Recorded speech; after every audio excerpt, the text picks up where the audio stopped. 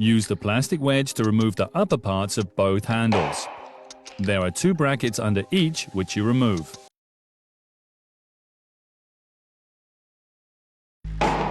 Now unclip the lower part of the trim. Disconnect the electrical connectors.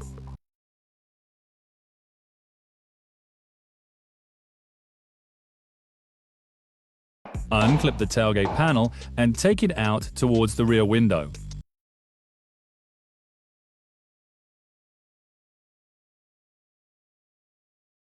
Here are the 2 guides of the panel once again in detail. Now you come to the tailgate lock.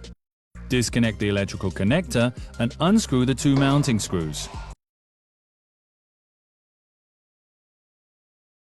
Remove the lock from its position and remove the cable. Your work is now complete.